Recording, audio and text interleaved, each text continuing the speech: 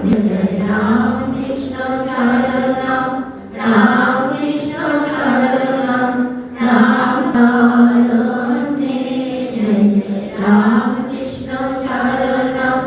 আজকের এই কল্পতরু দিনটি আমাদের কাছে সত্যি একটা পুণ্য দিন। কারণ আজকে যেরকম 1 জানুয়ারি 2026, ঠিক সেরকমই আরেকটা 1 জানুয়ারি ছিল আজ থেকে 140 বছর আগে, 1886 সালে। এবং সেদিন পৃথিবীর আধ্যাত্মিকতার ইতিহাসে রচিত হয়েছিল এক মহা ঘটনা।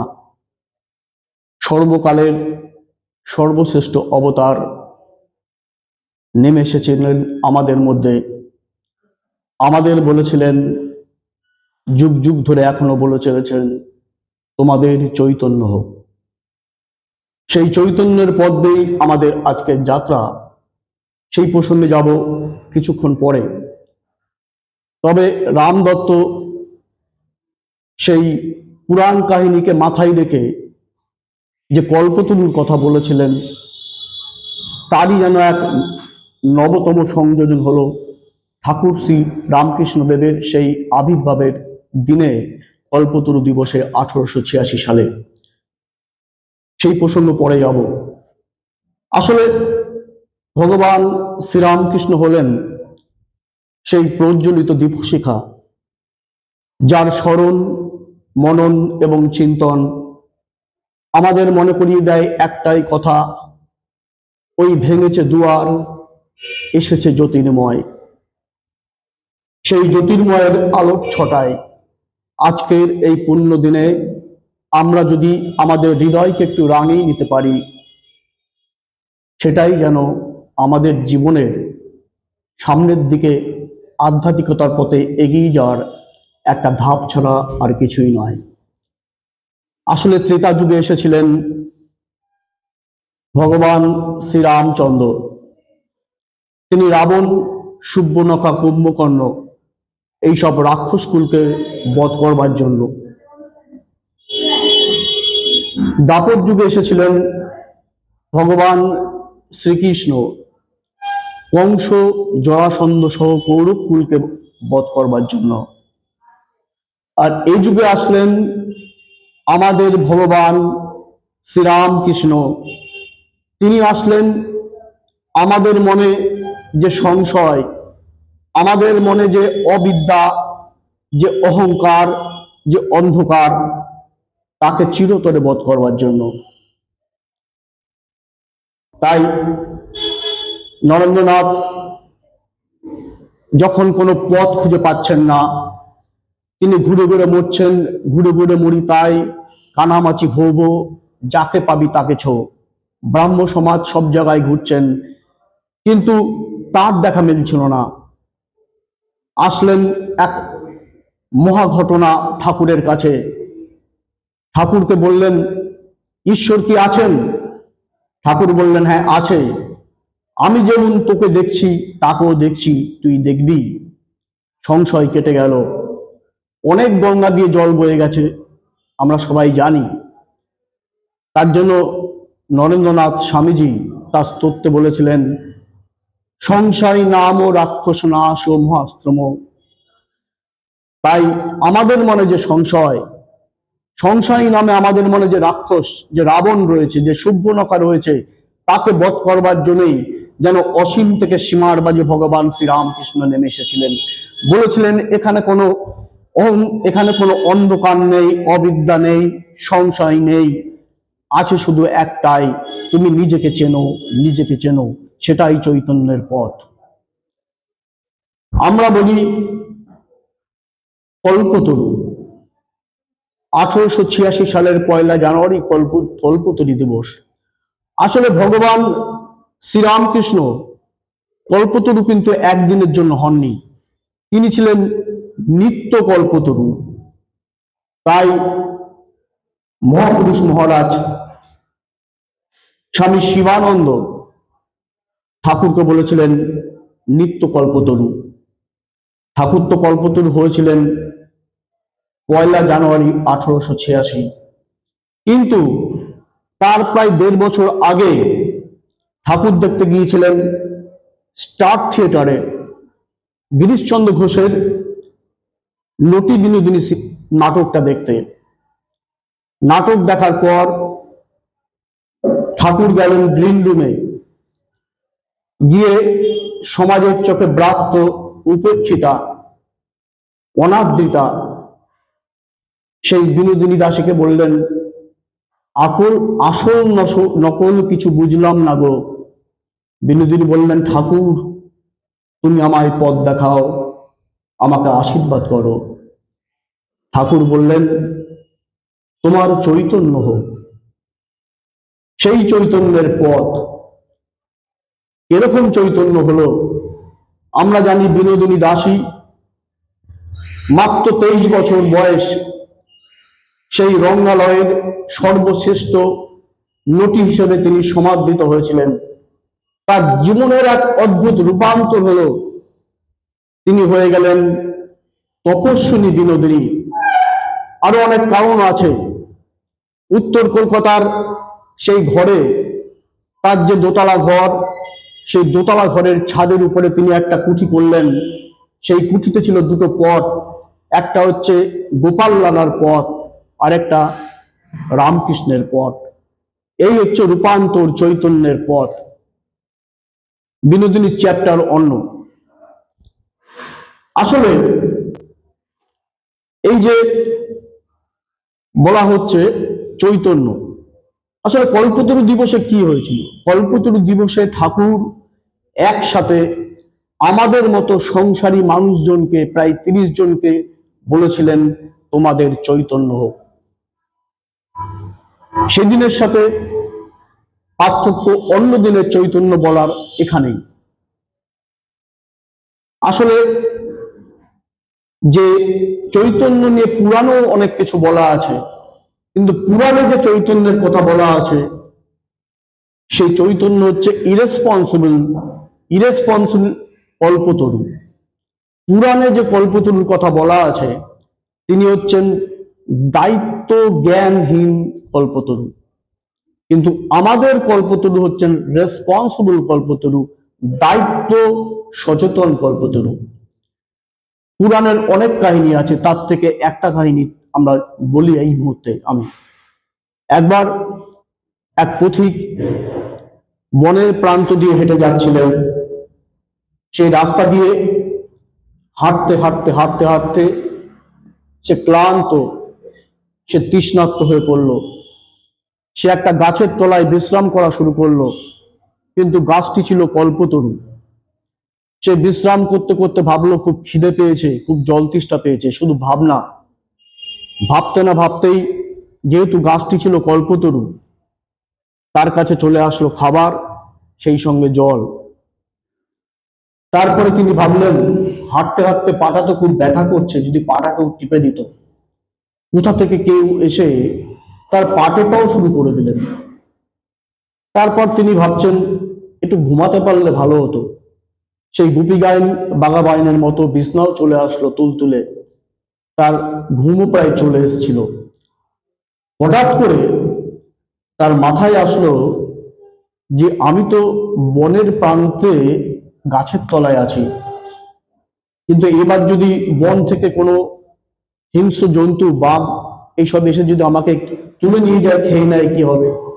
আর যেই ভাবনা, সঙ্গে সঙ্গে বাঘ বাবাজি আসলো, তার ঘাড় মটকে তাকে নিয়ে চলে গেল।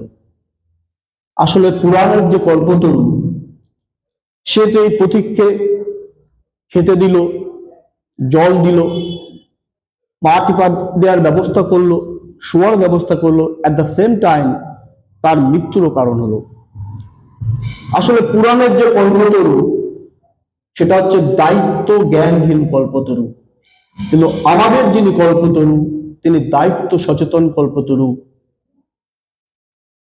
তিনি অযাচিতভাবে আমাদের সামনে আসেন, আমাদের সামনের দিকে নিয়ে যাওয়ার জন্য পথ দেখান। সেখানে কোনো নেতিবাচক দিক বলে কিছু নেই। এই কল্পতরু নিয়ে বিভিন্ন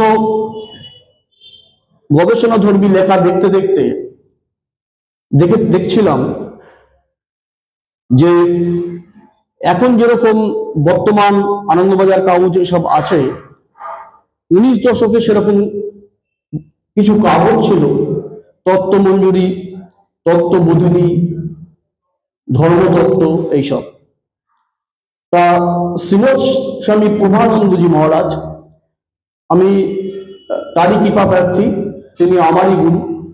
তা প্রভানন্দজি মহারাজ তার একটি গবেষণাধর্মী লেখা রচনা লিখবার সময় তিনি তত্ত্বমঞ্জুরি পত্রিকায় সেই সময় যেটা লেখা বেরিয়েছিল তিনি কোট করেছিলেন, এবং তিনি একটা কথা বলেছিলেন যে এই যুগের যিনি অবতার, তিনি হচ্ছেন আন্তর্জাতিক অবতার, ইন্টারন্যাশনাল অবতার, এবং সেই অবতারত্ব কোনো দেশ, কাল, ধর্ম, বর্ণ, স্থান তার মধ্যে আবদ্ধ থাকে না। প্রত্যেক অবতারের আবির্ভাবের পিছনে একটি উদ্দেশ্য থাকে, সেই উদ্দেশ্যটা হচ্ছে ধর্ম সংস্থাপন, উদ্দেশ্যটা হচ্ছে জনহিতকর কার্য। তাই যিনি আন্তর্জাতিক অবতার হবেন, তিনি এরকমই একটি সময় বাঁচবেন যেটা আন্তর্জাতিকতার নিরিখে সবার মাথায় থাকবে। তাই প্রভানন্দজি মহারাজ বলছেন, ঠাকুর শ্রীরামকৃষ্ণ ছিলেন আন্তর্জাতিক অবতার, তাই তিনি বাঁচলেন আন্তর্জাতিক নববর্ষ, ইংরেজি ক্যালেন্ডারের প্রথম দিন। তুমি তো 1 জানুয়ারি না বলে সেটা তো পয়লা বৈশাখ হতে পারত, সেটা তো 15ই আগস্ট হতে পারত, সেটা তো আগামীকাল 2 জানুয়ারি হতে পারত। কেন 1 জানুয়ারি? বিকজ তিনি হচ্ছেন আন্তর্জাতিক অবতার। মর্তের ভগবান শ্রীরামকৃষ্ণ সেদিন নেমে আসলেন কাশীপুরের দোতলা থেকে একতলা। সংসারী মানুষকে বললেন, তোমাদের চৈতন্য হোক। সারা পৃথিবীর এক্সপোজার পড়লো, আলো পড়লো, ফোকাস পড়লো আমাদের ভগবান শ্রীরামকৃষ্ণের উপরে। শ্রীমৎ স্বামী প্রভানন্দজি মহারাজ তার গবেষণাধর্মী লেখাতে ঠিক এরকমই বলেছিলেন। আমি ঠিক খবর কাগজে যেটুকখানি সেই সময় লেখা বেরিয়েছিল, আমি সেই পোর্শনটা জাস্ট একটু দেখে বলছি, কেন খবর কাগজের লেখা নিজের মতন বললে চলবে না। সেই তত্ত্বমঞ্জুরি পত্রিকায় যেটা লেখা বেরিয়েছিল সেটা জল করছেন প্রভানন্দজি, যেটা বলছেন এত পূর্বে 1910 সালের লেখা, এত পূর্বে রাজবর্ষে প্রথম দিবস বলিয়া 1 জানুয়ারি আমাদের কাছে আনন্দের বিষয় বলে পরিগণিত হইত, কিন্তু 1886 সালের 1 জানুয়ারি হইতে ইয়া আমাদের কাছে পরম সৌভাগ্যের দিন বলিয়া বিবেচিত হইয়াছে। ওই শুভ দিনে পতিত পাবন দীনবন্ধু রামকৃষ্ণদেব সাধন ভজনহীন দিনহীন ভক্তবর্গের প্রতি সদয় হইয়া কল্পতরু রূপে তোমাদের সকলের চৈতন্য হোক বলিয়া আশীর্বাদ করিয়াছেন। অভয়দাতা দীননাথের এই আশীর্বাদ চিরকাল ফলবর্তী থাকিবে। শ্রীমৎ স্বামী প্রভানন্দজি মহারাজ এটাকে কোট করেছিলেন তার গবেষণাধর্মী লেখায় তত্ত্বমঞ্জুরি পত্রিকায় 1910 সালে ঠিক এই ভাষায় বেরিয়েছিলেন।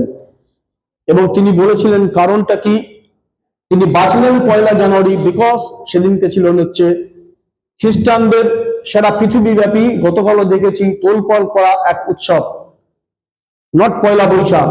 সারা পৃথিবীর আলো পড়লো, ফোকাস করলো ভগবান শ্রীরামকৃষ্ণের উপরে। চৈতন্য তো আমরা জানি বিষয়টা কি, মানে এটার সাথে অনেক কিছু কোরিলেটেড, ঘন্টার সময় বেশি লেগে যাবে। এবার এর মূল বিষয়টা আসলে সেদিন নেমে আসলেন আমাদের অবতার ভগবান শ্রীরামকৃষ্ণ আমাদের মধ্যে। কিন্তু তিনি যে অবতার, সেই অবতার তো প্রথমে কেউ বলেননি। তিনি ছিলেন অচিনে গাছ, তিনি ছিলেন সূর্যোদয়ের সূর্য, তাকে প্রথম কেউ বুঝতে পারেননি। সেই সময় দক্ষিণেশ্বরের রানী রাসমণি পর্যন্ত কি মথুর বাবু পর্যন্ত, অথবা দক্ষিণেশ্বরের কুঠি বাড়িতে যে সকল রাজকর্মচারী কাজ করত তারা কেউ বোঝেননি। সেই সময় দক্ষিণেশ্বরের কুঠি বাড়িতে একজন কর্মচারী কাজ করতেন, তার একটা ছেলে ছিল, তার তখন বয়স 7-8 বছর হবে, নাম শশধর সামন্ত। তা সেই শশধর সামন্ত পরবর্তী সময়ে সে যখন বড় হয়ে যান, তিনি ভগবান শ্রীরামকৃষ্ণকে একটা রচনা লেখা লিখেছিলেন, যেটা উদ্বোধন থেকে শ্রীমৎ স্বামী পুণ্যাত্মানন্দজি মহারাজের সম্পাদনায় বেরিয়েছিল।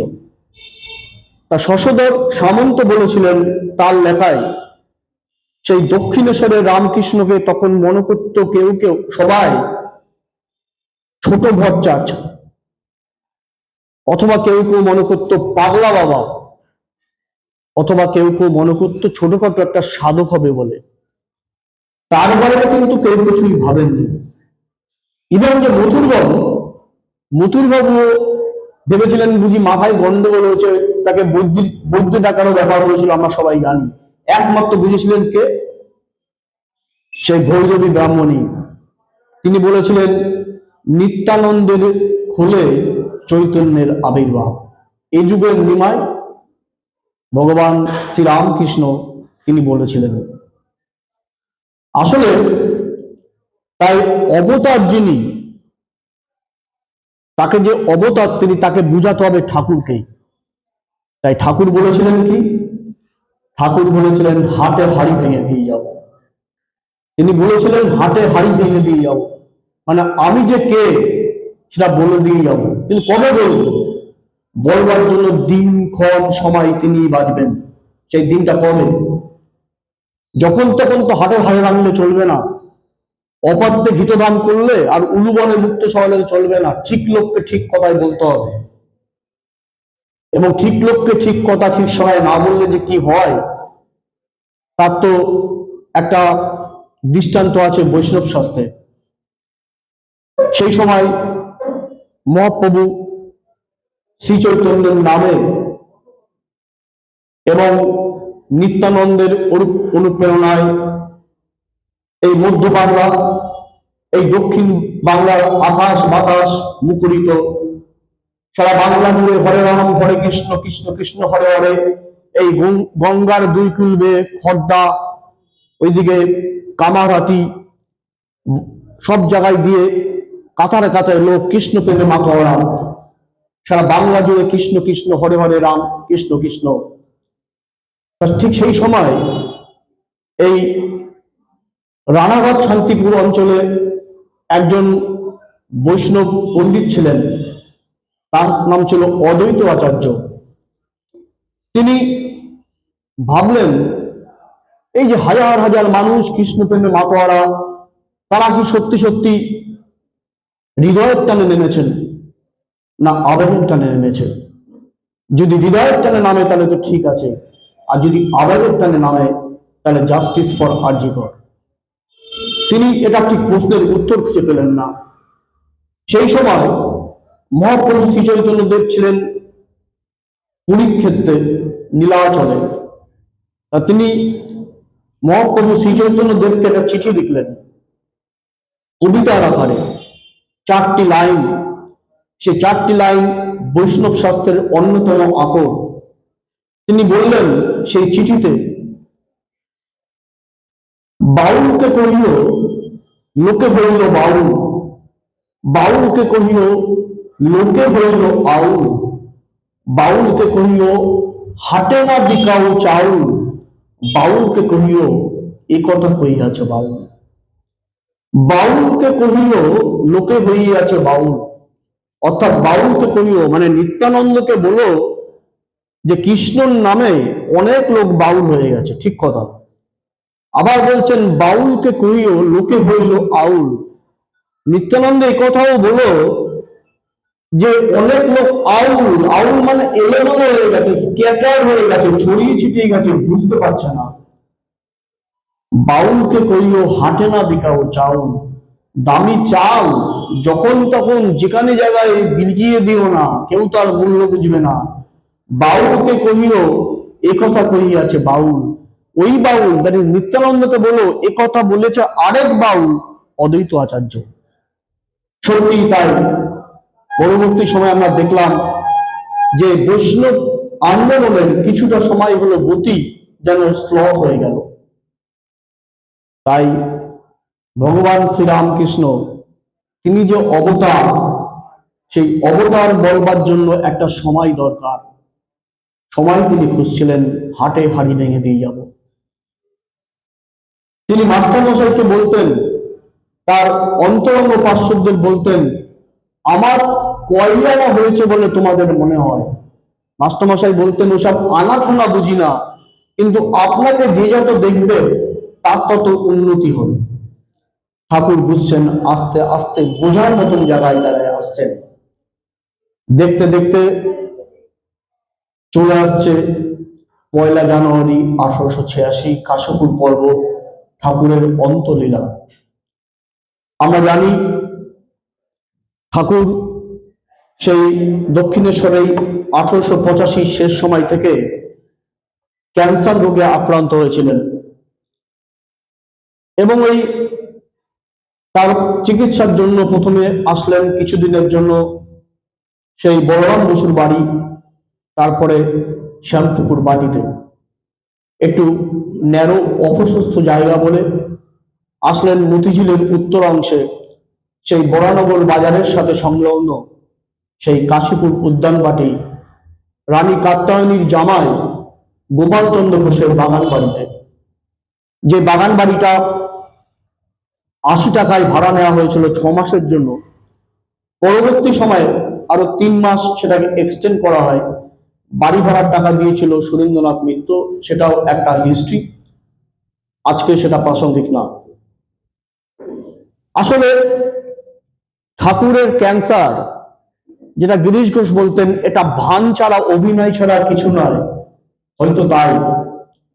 আসলে ক্যান্সারটা হয়েছিল অন্তলীলা করবার জন্যই, ক্যান্সারটা হয়েছিল রামকৃষ্ণ সংঘ এই জন্মের জন্যই। শ্রীমৎ স্বামী বুধানন্দজি মহারাজ, সারদানন্দজি মহারাজের লেখা তাই বলে। ঠাকুরের অন্তলীলা শুরু হয়েছিল এই কাশীপুর উদ্যান বাটিতে। ঠাকুর আসলেন 1885 সালের 11ই ডিসেম্বর, ঠিক বিকেল 2:30টার সময় শ্যামপুকুর বাটি থেকে এই কাশীপুর উদ্যান বাটিতে। ঠাকুর এখানে স্থূল শরীরে ছিলেন 16 আগস্ট 1886 সাল পর্যন্ত, 8 মাসের কিছুটা সময় বেশি। রামকৃষ্ণ সংঘ, রামকৃষ্ণ আন্দোলনের যেন দানা বাঁধতে শুরু করলো। অনেক কিছু এখানে হয়ে গেছে, শুধু ওই কল্পতরু বললেই ব্যাপার না, তার সাথে অনেক কিছু একসাথে হঠাৎ করে কল্পতরু হলো না। সেই আসলো এরকম জানুয়ারি মাসের পৌষ সংক্রান্তির সময়। পৌষ সংক্রান্তিতে বুড়ো গোপাল দাতা বললেন, আমি গঙ্গাসাগরে যেসব সন্ন্যাসীরা সাধুরা এসছে এই বাবুঘাটে, তাদের আমি গেরুয়া কাপড় আর রুদ্রাক্ষের মালা দিতে চাই। ঠাকুর বললেন, তোমার এই গেরুয়া কাপড় রুদ্রাক্ষের মালা দেবার জন্য বাইরে যাবার কোনো দরকার নেই। আমার এখানে যে ছেলেরা আছে তার থেকে বড় সন্ন্যাসী আর কেউ নেই। 16 জনকে দেয়া হলো, সেই শারদ, শশী, রাখাল, নরেন, যোগেন, নিরঞ্জন, এরকম বাবুরাম, এরকম 16 জনকে দেয়া হলো। গিরিশ ঘোষের জন্য কেনা হয়েছিল বলা যায়, কিন্তু তাকে দেয়া হয়েছে কিনা প্রামাণ্য দলিল নেই। 16 জনকে 16টা গেরুয়া কাপড় দেয়া হলো, রুদ্রাক্ষের মালা দেয়া হলো, প্রতীকী সন্ন্যাস। তারপরে আটপুরের ঘটনা আমরা জানি, দরকার নেই, অন্য প্রসঙ্গ। ঠাকুর আস্তে আস্তে তার সেনাবাহিনী তৈরি করছেন। দক্ষিণেশ্বরে ইতিমধ্যেই তার সেনাপতি ঠিক হয়ে গেছেন নরেন্দ্রনাথ। সবাইকে বলছেন, মাকে বলেছেন, আমি চাই এরা যেন সবাই একসাথে একত্রিত ভাবে থাকে। ঠাকুর নরেনকে বললেন, তুই কি চাস? নরেন বলছেন, নির্বিকল্প সমাধি। আমি চাই সুখদেবের মতো ধ্যান করতে, যখন কিছু খাওয়ার ইচ্ছা হবে 5-6 দিন উঠে আবার ধ্যান করতে চাই। ঠাকুর বললেন, ছি নরেন, তুই এত বড় একটা আধার, তুই কিনা আগামী দিনের তাপিত পীড়িত ক্লান্ত মানুষকে পথ দেখাবি। তুই হবি একটা বিশাল বটবৃক্ষ, আর তোর তলায় হাজার হাজার মানুষ আশ্রয় পাবে, শরণাগতি পাবে। ঠিক নরেন। ঠাকুর নরেনকে বললেন, সর্বভূতে সেই প্রেমময়, জীবে প্রেম করে যেই জন, সেই জন সেবেছে ঈশ্বর, যত্র তীত তত্র শিবের মন্ত্র। আস্তে আস্তে ঠাকুর নরেন সহ তার এন্টার টিমকে তৈরি করছেন। ঠাকুর মাকে বললেন, সবই কে করে যাবে, তুমি কি কিছুই করবেন না? মা বললেন, আমি মেয়ে মানুষ, আমি কি করব? মায়ের একদিন পায়ে লাগলো। 3 দিন মা দোতলায় গিয়ে ঠাকুরকে খাবার দিতে পারলেন না। 3 দিনের পর মা আস্তে আস্তে করে যখন দোতলায় খাবার দিতে যাচ্ছেন, দেখছেন ঠাকুর চোখ বন্ধ করে যেন বিড়বিড় করে কি বলছেন। ঠাকুর মাকে বললেন, কি বলছো তুমি? মা ঠাকুরকে বললেন, তুমি কি বলছো? ঠাকুর বললেন, ওই দেখো কলকাতার লোকগুলো অন্ধকারে কেমন পোকার মতো কিলবিল করছে, তুমি এদের দেখো। মা বললেন, আমি? মা তার হাতটা প্রশস্ত করলেন। ঠাকুর বললেন, এ আর কি করলো, তোমাকে এর থেকে ঢের কুটে যেতে হবে। দেখতে দেখতে ঠাকুর চলে যাওয়ার ঠিক 2 দিন আগে ঠাকুর নরেন্দ্রনাথকে তার সাধন লপ্ত সমস্ত শক্তি দিয়ে বলল, এই শক্তি দিয়ে তুই জগতের অশেষ কল্যাণ করবি। রইল চাবি, যখন তোর কাজ শেষ হবে তুই আবার চলে যাবি। সৃষ্টি হলো 11ই সেপ্টেম্বর 1893। পরধর্ম সহিষ্ণুতা আর সর্বজনীন বৈষ্ণতার এক আলাদা অধ্যায় সৃষ্টি। সেই ঠাকুর কিন্তু মন্ত্র দিয়েছিলেন সেদিনকেই। এইভাবেই তৈরি হচ্ছিল কাশীপুর চ্যাপ্টার কল্পতরু। অবশেষে আসলো আজকের সেই দিনটা, 140 বছর আগে, সেই 1 জানুয়ারি 1886 সালের কল্পতরু দিন।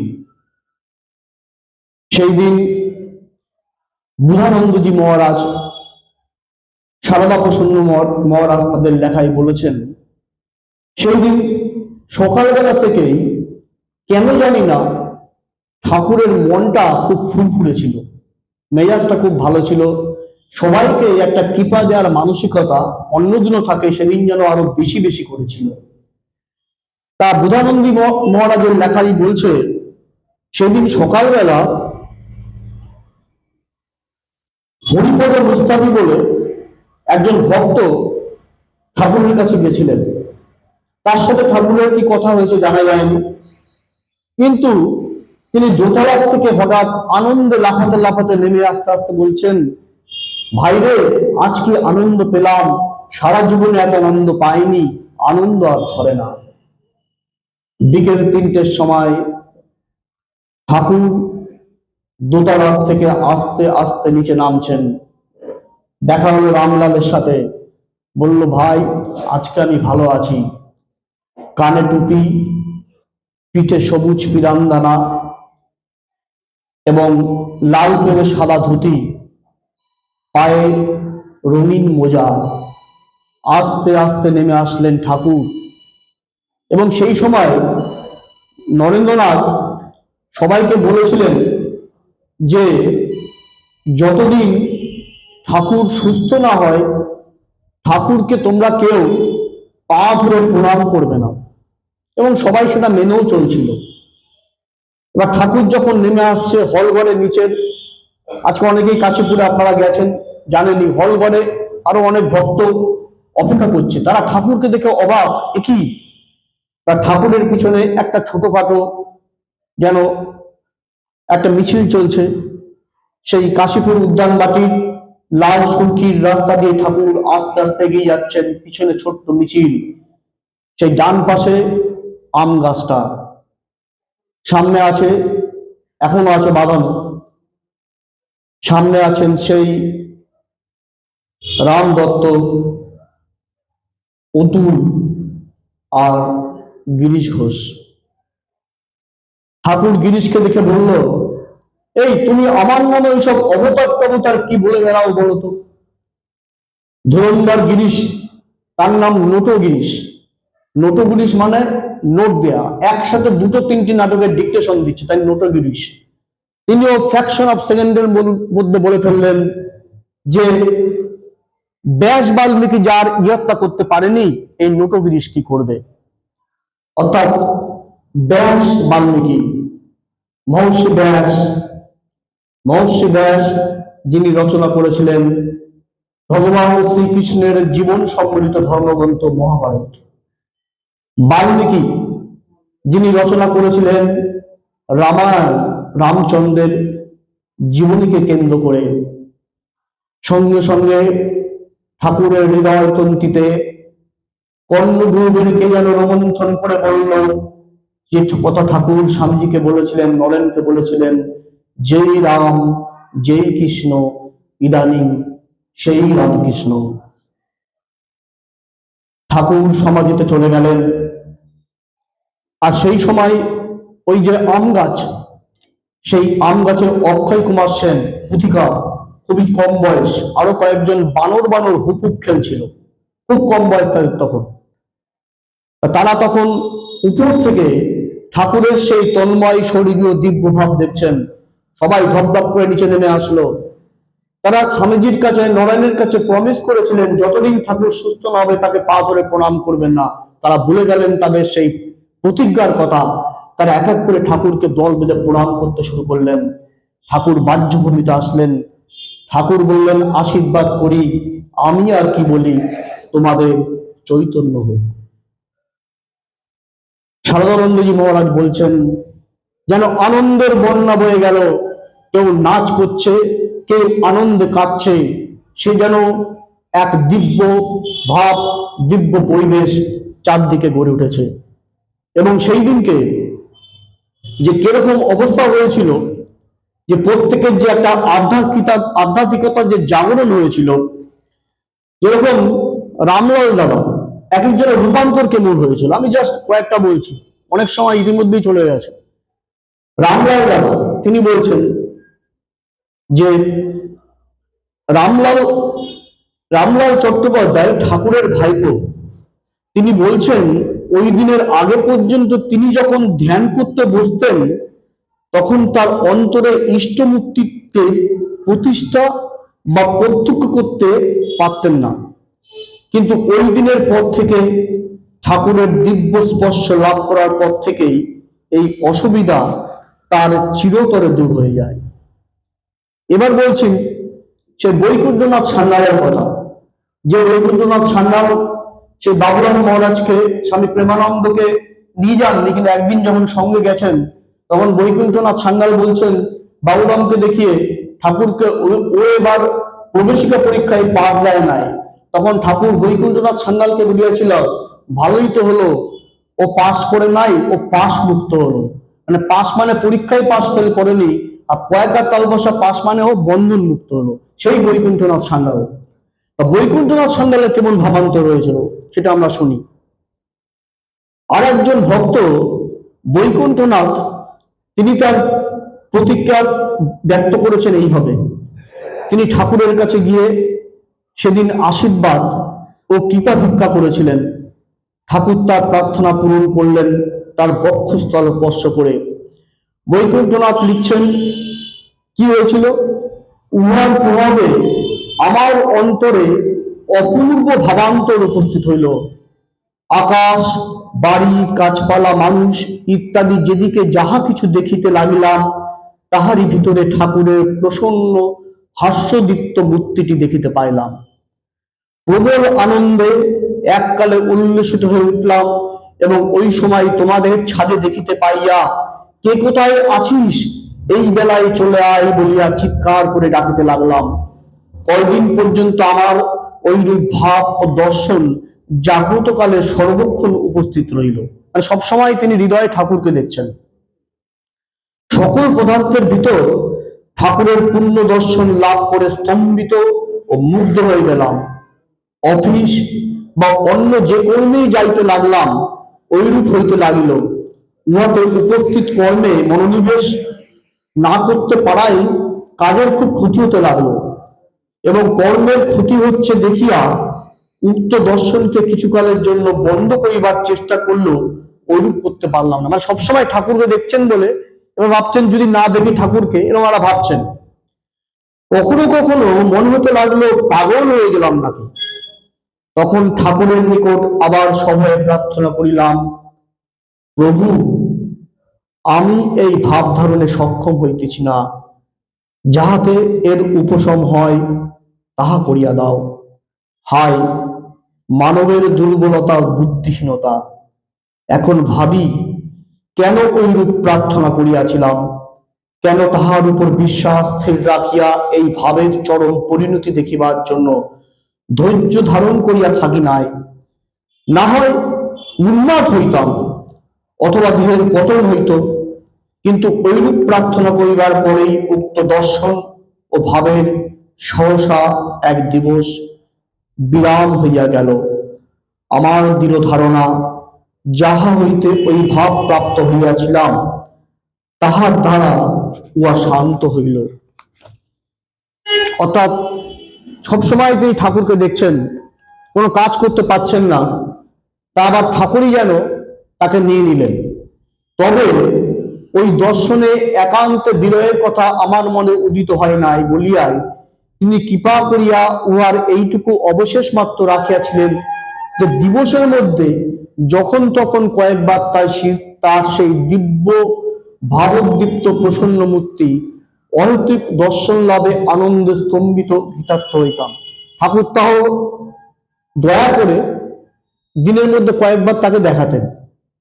এবার বলছি পুথিকার অক্ষয় কুমার সেন, যে তখন ছোট ছিল, বানর বানর খেলছিল, সে বিখ্যাত অক্ষয় কুমার সেন, তিনি কি লিখেছেন তার সেই ছন্দে, কৃপা নহে পরিপাতে নহে রাজ্য ধন, কিংবা নয় মনোহর কামিনী কাঞ্চন, সুস্বাদু ভোজন নয় নহে গাজা সুরা, নহে মাদকীয় কিছু ঘনানন্দ ধারা। তথাপি কৃপার মধ্যে হেন বস্তু আছে, তুলনায় যাবতীয় রাজ্য ধন নিচে, কৃপায় আনন্দ রাশি বহে শতধা, ধন্য সে আদার যায় কৃপার সঞ্চার। অর্থাৎ যে কৃপা করেছেন, কোনো রাজ্য ধন পাননি, কোনো কামিনী কাঞ্চনও পাননি, কোনো মাদক গাজাসুরাও পাননি, কিন্তু এমন জিনিস পেয়েছে যা যেন সবসময় তার হৃদয় থেকে সবসময় যেন আনন্দের ফুর্তি দিচ্ছে। নবগোপাল ঘোষ, রামচন্দ্র দত্ত নবগোপাল ঘোষকে বলছে, তুমি কি করছো? এবেলায় যা কিছু কিছু নিয়ে নাও তুমি ঠাকুরের কাছ থেকে, ঠাকুরের কাছে যাও, ঠাকুর তো আজকে কল্পতরু। নবগোপাল ঘোষ ঠাকুরের কাছে গেলেন, ঠাকুরকে বললেন, ঠাকুর আমার কি হবে?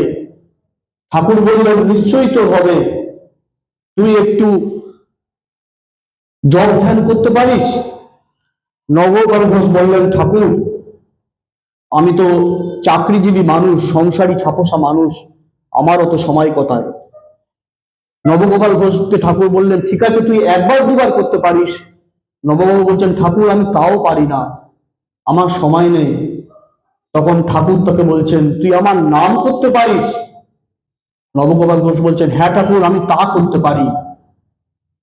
নবগোপাল ঘোষের জীবনের একটা রূপান্তর হয়ে গেল। নবগোপাল ঘোষের নাম হয়ে গেল রামকৃষ্ণ। তার বাড়ি ছিল সেই বাদুর বাগান কলকাতায়, কিন্তু তিনি তার গুরু রামকৃষ্ণর নাম, যেহেতু হাওড়ার রামকৃষ্ণপুরের সাথে যুক্ত, তিনি চলে গেলেন হাওড়ায়। হয়ে গেল হাওড়ার বিখ্যাত বাড়ি লাল বাড়ি, যে বাড়িতে স্বামীজি রচনা করেছিলেন তার সেই বিখ্যাত প্রণাম মন্ত্র, ওম স্থাপকায় চ ধর্মস্য সর্বধর্ম স্বরূপিণী অবতার বলিষ্ঠায় শ্রী রামকৃষ্ণের নমঃ। সেই ছাপোষা নবকুমার ঘোষ, তাকে ঠাকুর চৈতন্য দিলেন, তার জীবনের এক রূপান্তর হলো। আসলে ঠাকুর বললেন, তোমাদের চৈতন্য হোক, এই চৈতন্য জিনিসটা কি? চৈতন্য মানে চেতনা, চৈতন্য মানে জ্ঞান, চৈতন্য মানে সর্বোচ্চ জ্ঞান, সুপ্রিম নলেজ। যে জ্ঞানের আলোকে আমরা আমাদের স্বরূপকে জানতে পারবো, আমাদের চিনতে পারবো। সারদানন্দজি মহারাজ যাকে বলেছিলেন তুমি সেই অমৃতস্ব পুত্র, যে জ্ঞানের আলোকে আলোকিত হয়ে আমাদের এই যে ষড়বিকারগ্রস্ত যে শরীর মানুষ, সেই মানুষ থেকে মান আর হুঁশে উত্তরণ হবে, যে চৈতন্যের আলোকে উদ্ভাসিত হয়ে আমাদের জ্ঞান ভক্তি বিবেক বৈরাগ্যের জাগরণ হবে। জ্ঞান মানে কি? জ্ঞান মানে ঠাকুর সেই মাস্টারমশাইকে তার দ্বিতীয় দর্শনে বলেছিলেন সেই পুঁথিগত জ্ঞান না, জ্ঞান মানে সেই তাকে এককে জানা। জ্ঞান ভক্তি, ভক্তি মানে কি? ভক্তি মানে নিজেকে এবং অন্যকে ভক্তি করা, ভক্তি মানে ঈশ্বরের নাম গুণ গাওয়া। জ্ঞান ভক্তি বিবেক, বিবেক মানে কি? সেই মাস্টারমশাইকে ঠাকুর বলেছিলেন সেই একই কথা, যে সর্বদা সদাসৎ বিবেচনা করবেন, সর্বদা নিত্য অনিত্য বিচার করবেন, কোনটা তোমার সাথে থাকবে আর কোনটা তোমার সাথে থাকবে না, সেটাই হচ্ছে বিবেক। আর এই বিবেকের পথ দিয়ে যাবো বৈরাগ্য। বৈরাগ্য মানে কি? বিষয় থেকে আসক্তি আর তার সাথে যোগ। ঠাকুর বললেন তোমাদের চৈতন্য হোক। সারদানন্দজি মহারাজ বললেন চৈতন্য মানে আর কিছুই নয়, আত্মপ্রকাশের অভয় দান। অর্থাৎ you have the capacity to exhibit yourself, you have to face all the consequences, all the adversity. তোমার মধ্যেই সেটা লুকিয়ে আছে, তুমি পারো, তুমি পারো, তুমি পারো। তাই স্বামীজি এই কথাই বলেছিলেন যে every human being is potentially divine, the goal is two manifest the divinity. প্রত্যেকের ভিতরেই লুকিয়ে আছে তিনি, কিন্তু তিনি লুকিয়ে আছেন, চাই তার তার জাগরণ। স্বামীজিও তার একই কথা বলেছিলেন। তাই আমাদের ভগবান শ্রীরামকৃষ্ণ 1 জানুয়ারি 1886 সালে নেমে আসলেন। নেমে এসে বললেন আমি সেই অবতার, চলে এসেছি তোমাদের মাঝে, তোমাদের চৈতন্য, তোমরা মানুষ থেকে মানুষ উত্তরণ হোক, তাহলেই তোমরা আস্তে আস্তে তোমাদের জীবনের যে আসল লক্ষ্য, যে ইষ্ট দর্শনী মনুষ্য জীবনের একমাত্র লক্ষ্য, সেই লক্ষ্যে এগাতে পারবে। রামচন্দ্র দত্ত তার তত্ত্ববোধিনী পত্রিকায় সেই ঠাকুরের অবতারত্ব, ঠাকুরের কল্পতরু সম্বন্ধে খুব লেখা লিখেছিলেন। আর সেই লেখা দেখে কাতারে কাতারে মানুষ আসছেন কাশীপুর উদ্যান বাড়িতে, যেমন আজকেও গেছেন কাতারে কাতারে মানুষ। অত মানুষকে সামলাতে গিয়ে রাখাল যোগীন নিরঞ্জনের তথই বুঝ অবস্থা, নরেন্দ্রনাথকে খেতেই আগুন। তিনি বলছেন ওই দেখো রাম দাদা কি সব লিখেছে, এবং ওই লেখবার জন্য কাতারে কাতারে মানুষ আসছে। ঠাকুর রামকৃষ্ণদেব বলছেন তুই কি চাস না অনেক লোক আসুক? এ মেলা লোককে দেখতে চায়, মেলা লোকের সাথে মিশতে চায়। নয়ন বলছেন ঠাকুর এ তুমি কি বলছো, তোমার শরীর খারাপ এখন? ঠাকুর বলছেন এ কি মেলা লোক দেখছিস, একদিন এত মেলা লোক আসবে, সেই লোককে ঠেকাতে গিয়ে পাইপ বরকন গাছ লাগবে, যেমন আজকল লেগেছিল। নরেন কিছুই বুঝতে পারছেন না, অবাক করে ঠাকুরের দিকে তাকিয়ে আছেন।